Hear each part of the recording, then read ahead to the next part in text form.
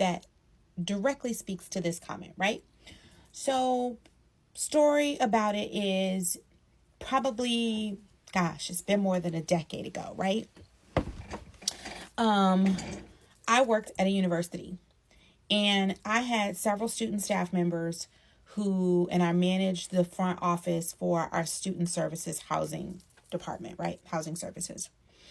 And I had hired a student. I was always hiring students who I could keep for the entirety of their college career, right? So I always hired freshmen, and they stayed until they graduated. Great job, right? So essentially, I hired a sophomore, young black girl, beautiful girl. I loved her. I still do. We're still good friends. And so one day I hear her on the phone, and she just sounded so frustrated. And she hangs up the phone, and I said, is there something wrong? And she goes, no. And I said, well, you sound frustrated. Are you frustrated? Because we would get repetitive conversations. Parents would call, ask the same question over and over again. Parent would call, ask the same question over and over again, right?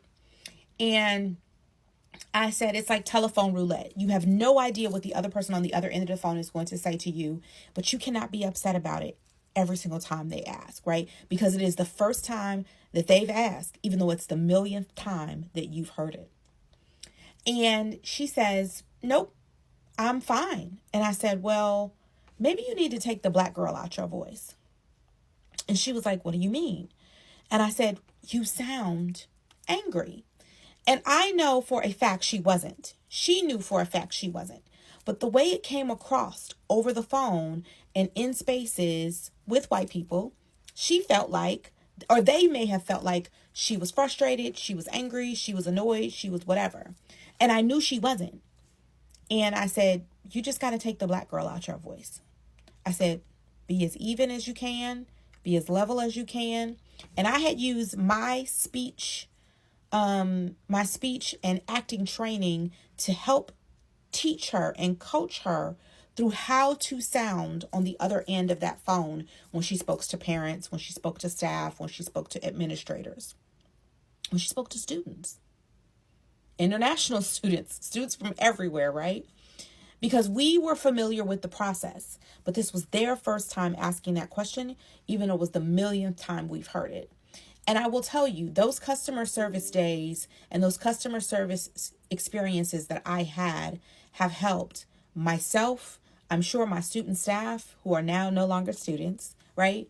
Who are adults who utilize those same skills, rinse and repeat. I use those same skills, rinse and repeat every single day. I can disarm an executive in a second.